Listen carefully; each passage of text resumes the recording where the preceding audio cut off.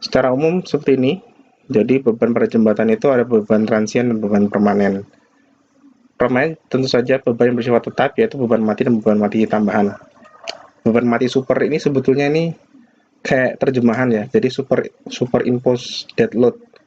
Jadi beban mati tambahan gitu. Dan juga ada beban susut, ada beban rangka gitu. Nah, sedangkan kalau beban transien itu dalam bahasa lainnya beban seketika. Jadi beban sementara itu ada beban dari traffic, beban dari kendaraan yang lewat, nanti ada. Nah, di sini nanti kita berbicara tentang, ingat 70% bina marga dan 100% bina marga. Nah, itu di sini. Nanti ada standar beban traffic berapa. Nah, kalau menggunakan jembatan lingkungan, maka boleh desain cuma 70% dari beban standarnya, tidak harus 100%. Kemudian ada beban gempa, ada beban suhu, beban angin, ada beban banjir, kemudian ada pelaksanaan, alat, metode pelaksanaan. Tidak semuanya sih kita bahas nanti. Nanti saya langsung aplikasikan ke dalam sebuah jembatan sederhana gitu. Kemudian di sini juga ada beban sekunder gitu ya.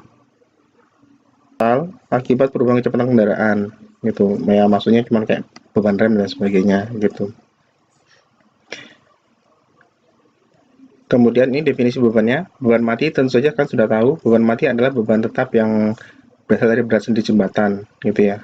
Beban mati primer itu tadi dari langsung yang dipikul oleh gagal jembatan. Jadi yang benar-benar struktural. Sedangkan sekunder itu adalah beban mati yang di atas struktur. Contoh curb.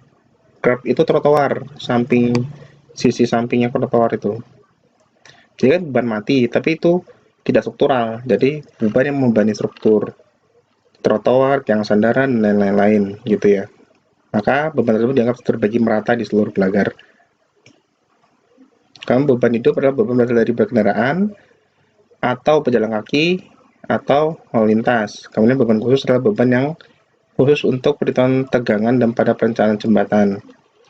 Kemudian beban lalu lintas adalah seluruh beban hidup arah vertikal dan horizontal akibat aksi kendaraan jembatan yang hubungan dengan pengaruh dinamis. Iya. Nanti ada. Jadi nanti beban kendaraan itu, ini kita pendekatan. Kan sebetulnya melewati kan sebuah kendaraan yang bergerak. Tapi yang kita dekati dengan sebuah beban statis ya, bukan beban bergerak. Nah itu. Nanti ada namanya faktor beban dinamis. Jadi beban yang ada dari standar SNI masih dikalikan dengan angka pembesar sehingga itu dia diharapkan bisa mengakomodir sifat beban yang sebenarnya beban itu beban bergerak, jadi beban statis gitu. Itu namanya faktor beban dinamis. Kemudian beban pelaksanaan itu beban sementara yang dapat bekerja pada bangunan selama pelaksanaan. Beban pelaksanaan ini sebenarnya adanya pada seperti struktur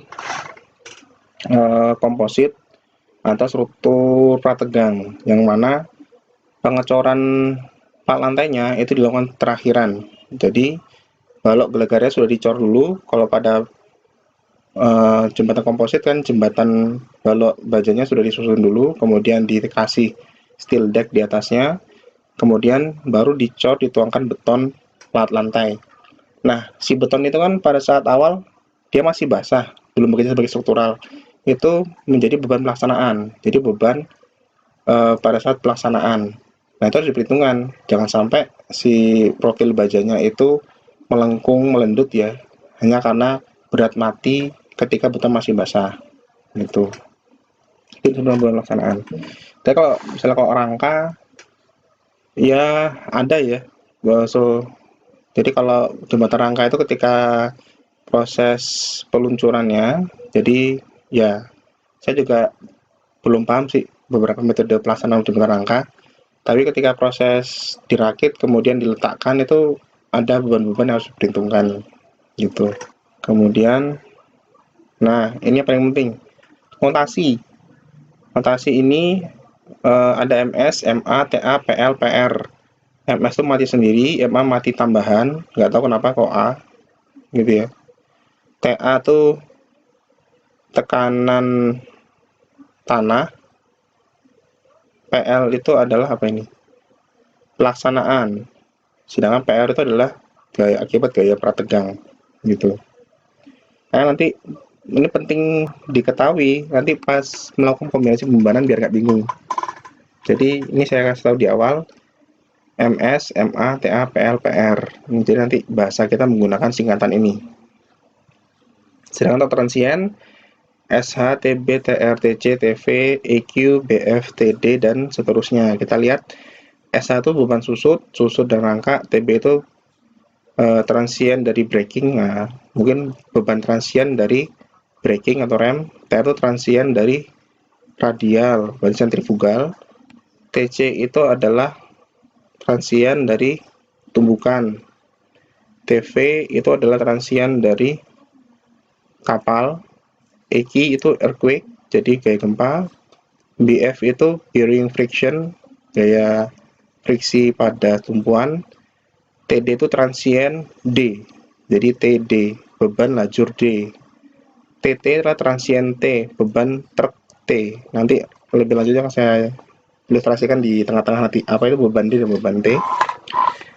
SE itu adalah karena penurunan, ET adalah temperatur gradien, kemudian EUN adalah gaya temperatur seragam, EF itu adalah gaya apung, EWS itu adalah gaya beban angin pada struktur, dan EWL adalah beban angin kendaraan, EU adalah beban arus dan hanyutan. Segini banyak beban yang ada pada jembatan gitu ya.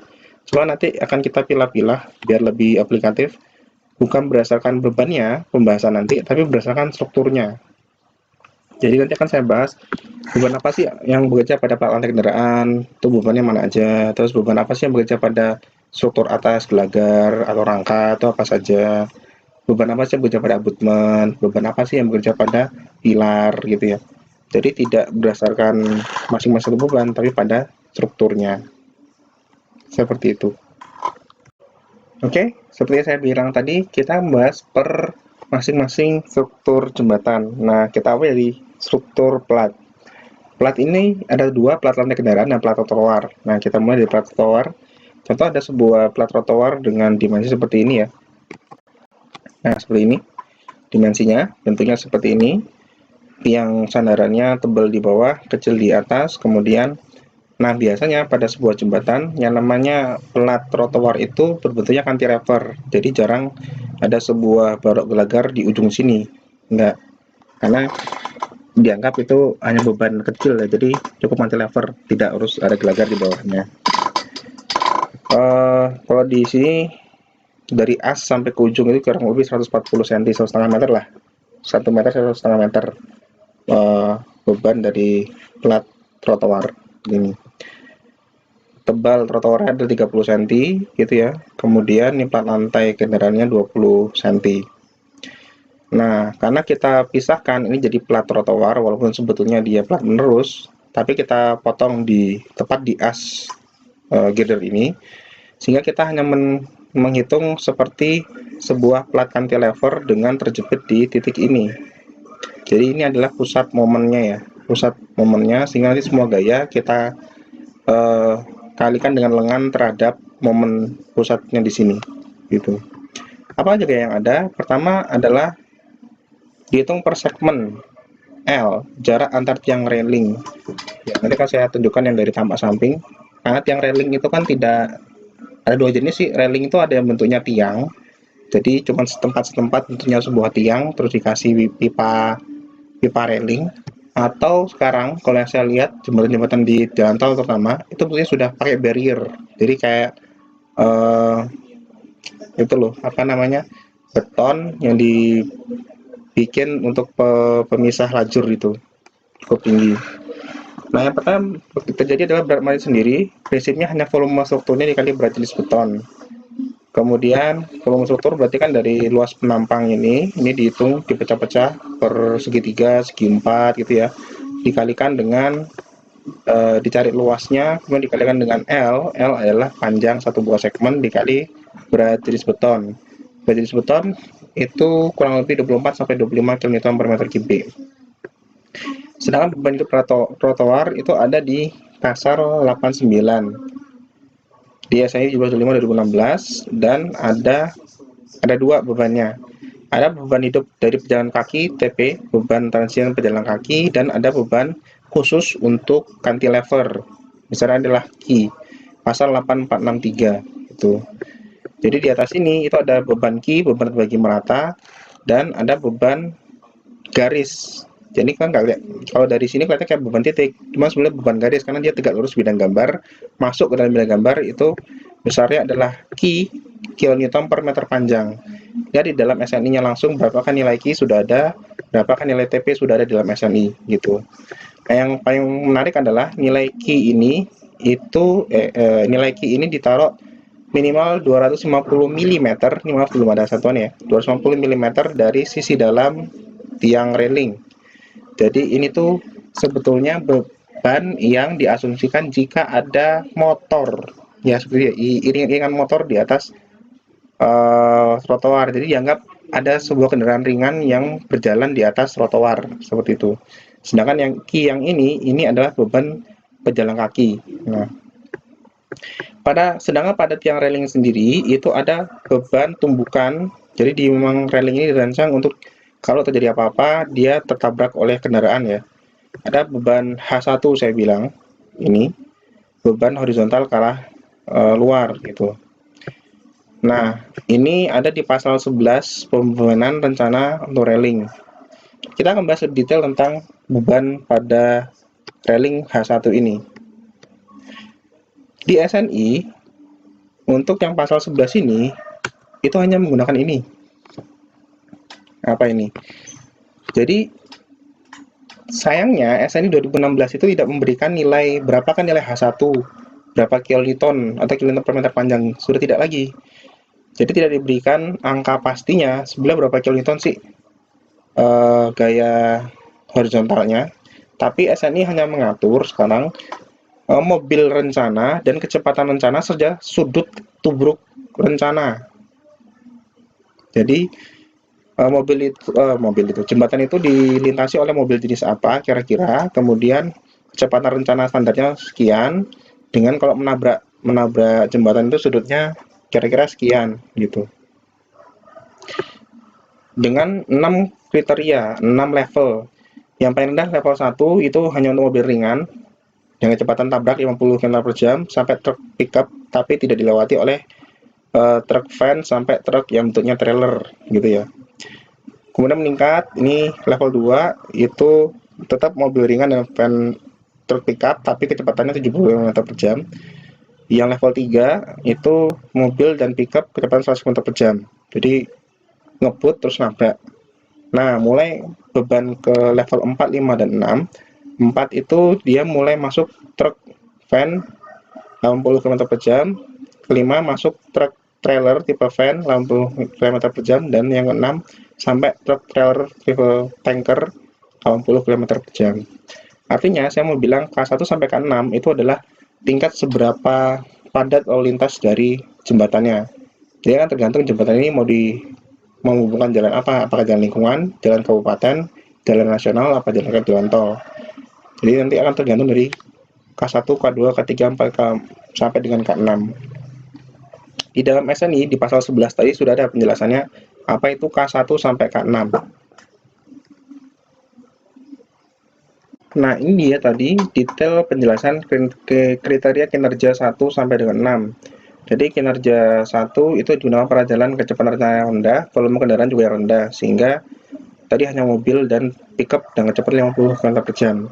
Itu jalan lokal dengan kecepatan rendah dan lain sebagainya.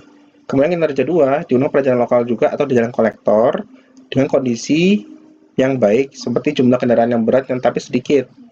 Gitu ya. Jadi jumlah kendaraan sudah ada tapi sedikit. Kinerja ketiga digunakan pada jalan arteri, pada jalan kolektor karena sudah arteri, dengan kecepatan rencana yang tinggi. Tadi kan 100 km/jam ya, kecepatan tumbuknya ya. Dengan campuran kendaraan berat yang sangat rendah gitu. Jadi masih lebih banyak kendaraan ringannya daripada kendaraan beratnya. Selain kinerja 4 digunakan pada jalan arteri dengan kecepatan rencana tinggi dan jalan bebas hambatan dan antar kota dengan campuran truk dan kendaraan berat. Jadi sudah masuk truk. Sedangkan kinerja 5 digunakan sesuai dengan kriteria 4 jika kendaraan berat memiliki porsi yang lebih besar. Jadi lebih Nomor 4 ini sudah mulai ada truknya, cuman tidak besar. Yang nomor 5 sudah lebih mulai dominan yang kendaraan truknya. Yang keenam, digunakan pada jalan yang dapat dilalui truk triple tanker. Jadi tipe tanker tuh truk tangki ya. Dan kendaraan dengan beban gravitasi yang cukup besar, seperti itu. Itu pemilihan kinerja 1 sampai dengan 6. Gitu.